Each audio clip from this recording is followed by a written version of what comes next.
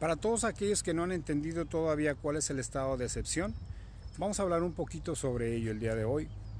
Tenemos como ejemplo lo que está sucediendo ahorita con Ecuador.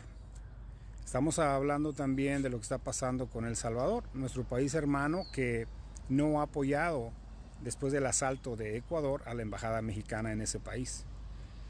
Estamos hablando de que no se ha obtenido ese apoyo por razones obvias. Una de ellas es que Ecuador es el país que ha tratado de seguir el estado de excepción que recomienda Nayib Bukele, el presidente de El Salvador. Sin embargo, ya lo hemos mencionado que esto no se puede dar en cualquier país, ya que requiere de muchos factores.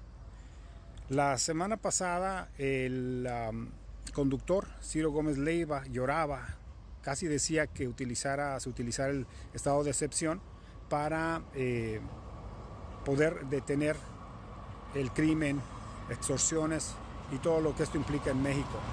Sin embargo, lo que no mencionó Ciro Gómez Leiva es de que para poder obtener el estado de excepción que ha decretado Nayib Bukele en El Salvador y de que el que decretó Noboa en Ecuador, se necesita tener todo el poder del gobierno, el poder ejecutivo, el poder legislativo y el poder judicial.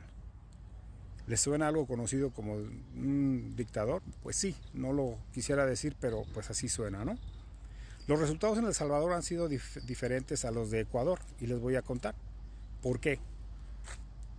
Porque en El Salvador son 6 millones de habitantes, en Ecuador son 18 millones de habitantes, 3 veces más que El Salvador.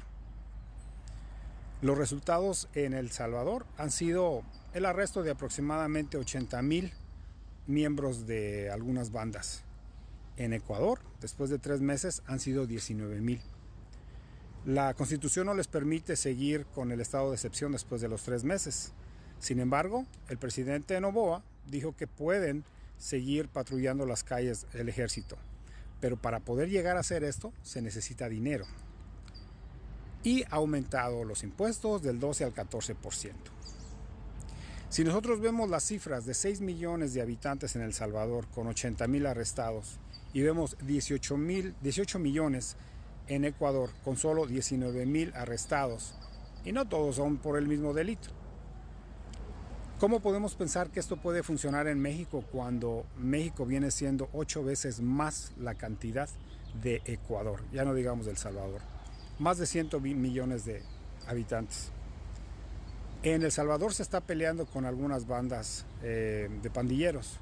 En Ecuador, con unos cárteles no establecidos del todo, pero que ya empiezan a mover droga y que comienzan a intimidar a la población. En México, nosotros estamos hablando de bandas ya organizadas de años y años, que han, con el cobijo de los gobiernos, han intimidado a la población. Han hecho lo que han querido. No es tan fácil decretar un estado de excepción. En primera, porque el presidente López Obrador no es ningún dictador. Segunda, porque los resultados que Ecuador arroja son muy negativos. No hacen avanzar al país y al final de cuentas la gente se siente de la misma manera.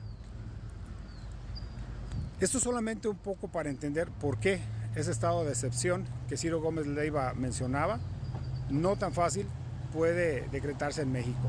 No funcionaría así de fácil. ¿O tú qué piensas?